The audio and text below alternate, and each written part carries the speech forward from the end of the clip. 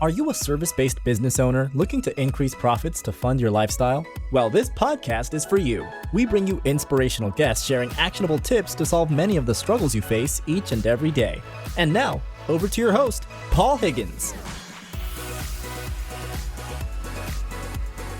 Hi, Paul here. Before we get into the show, would you like to make a great first impression on LinkedIn? If so, I have something just for you. When people search for your name on Google, your LinkedIn profile will normally come up first.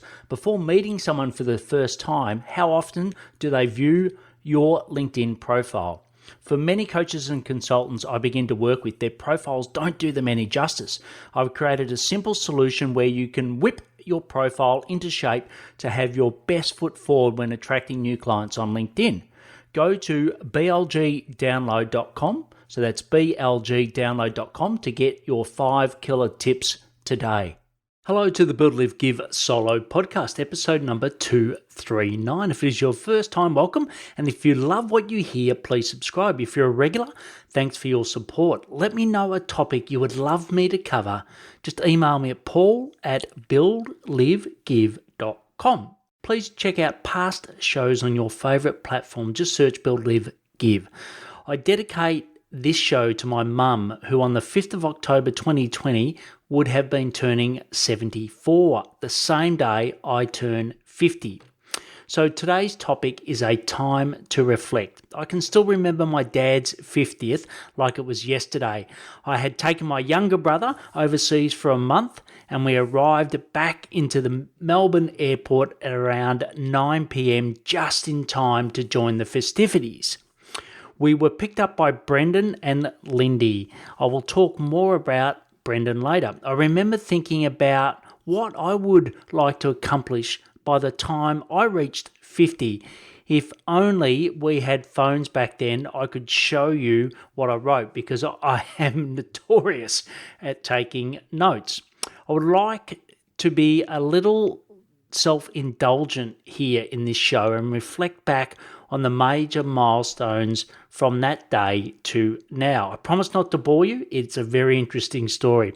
I want to encourage you to do the same, to be proud of what you've achieved. And so often we're always, in the day-to-day or looking in the future, but we don't actually reflect a lot on what we've done in the past. At the time of Dad's 50th, I'd completed 2 bachelor degrees, one in accounting, one in marketing, so I always argue with myself, and was working at Coca-Cola. I quickly rose through the ranks because I worked hard and smart. I was motivated by wanting to prove I got the job on my own merits, not because my dad was a senior executive. My dad had achieved so much from someone who'd missed most of his school due to polio. I think he spent about 6 years on and off on a board in a hospital. He's never really shared it, but what his family shared with me, it was not a great childhood.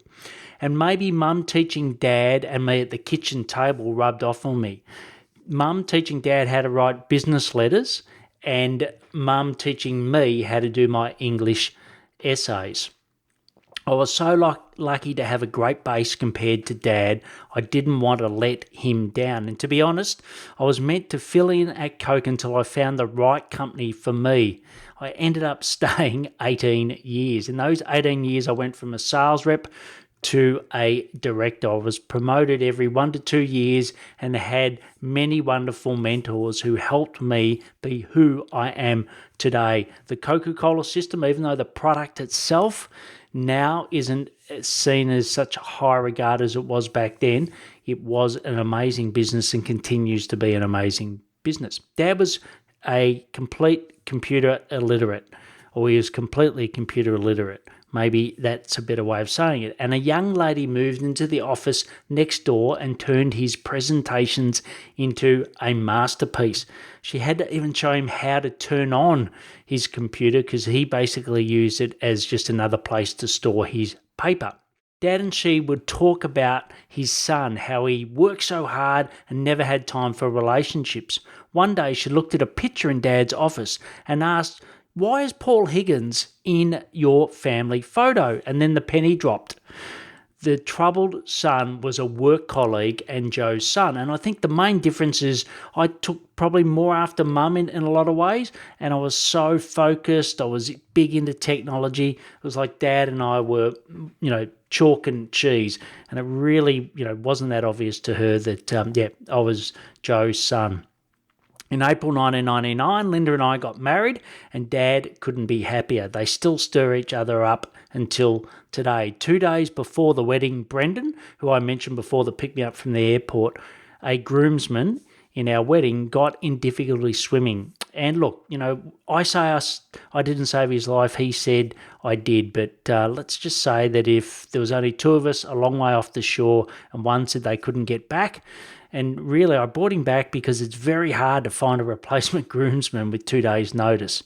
The significance of this event rings true, and it rings very true soon in my story. I will pick up the pace here because I really want to keep it under 10 minutes, and I also want to get to the life-changing part. So Linda and I had two amazing children. We moved to support her mum and dad while they were both going through cancer. And unfortunately, Linda lost her dad to cancer and I lost a great mentor, and her mum is still going today. She's an incredible lady. I left Coca-Cola in 2011 due to my health condition, which I'll talk a bit more about in a moment. I then was a coach and advisor. I built 3 businesses and successfully exited one.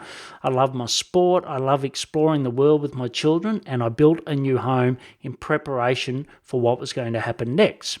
So by 2018, I could not pretend any longer. When anyone asked me how I was, I always said, fine, I'm great.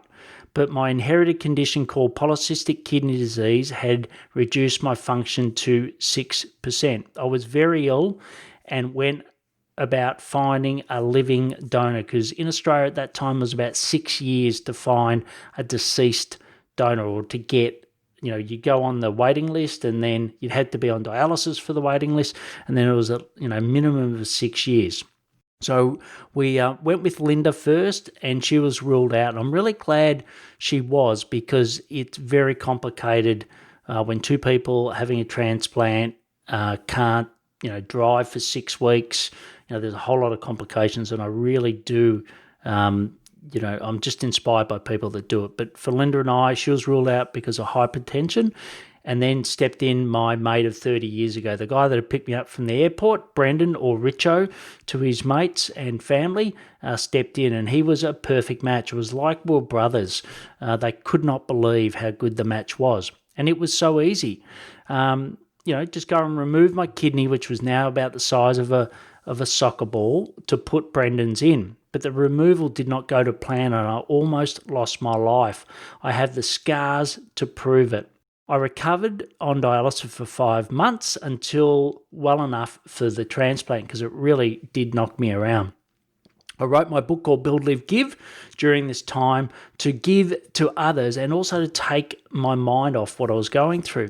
On February the 29th, 2019, the transplant went without a hitch. So Brendan was out in 2 days walking his dog when he wasn't meant to be, and I was out in 4 days. And I spent the next sort of 4 months in and out of hospital, but now I am great. My health is absolutely perfect thanks to Brendan's amazing kidney. My mum was on dialysis for 10 years during this time. So, we had an amazing bond, and her strength inspired me. She never complained once, and she was incredibly sick. She'd seen her dad pass away when she was aged 12 with the condition.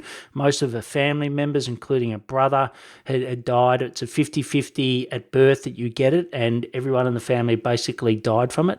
And mum just did an amazing job to keep pushing on. And I think, she really pushed all of that time to see me get a better outcome. And, there's always talk of a transplant. She couldn't have one, but she did hang on till then. And she, got to see me have a better outcome. And Brendan, my best mate for 30 years, someone she was incredibly fond of and had spent a lot of time with, had given me a kidney. Now, she passed on the 18th of July, 2019. So it has been a great 24 years since Dad's 50th. Quite an amazing journey. I'm now fit and healthy and ready to continue my mum's legacy of helping people to build, live, and give. Please take some time to reflect on your journey, to go through the key milestones and celebrate them. I'd love to hear from you. I'd love to hear part of your journey. Just email me at paul@buildlivegive.com. You can get all the links to the show notes, even though there isn't any on this one, but prior shows you certainly can, at paulhigginsmentoring.com/podcast. And this episode is number 239, or on the app you're listening to right now. I recommend the Pocket Cast app. No affiliate fee. It's just a great Australian company that's gone global with a fantastic app. If you want to see if you are running a profit machine or a sweatbox, you can fill out a 5-minute quiz at paulhigginsmentoring.com/quiz. Please connect and follow me on LinkedIn. If you know someone interested in reflecting on their journey and would be inspired by my story, please share it with them. If you have a topic you'd like me to cover, email me at paul@buildlivegive.com. Please take action to build a profitable and sustainable business and stay well. Thanks for listening to the Build, Live, Give podcast. If you like what you heard, please share it and leave us a review. It would mean the world to us.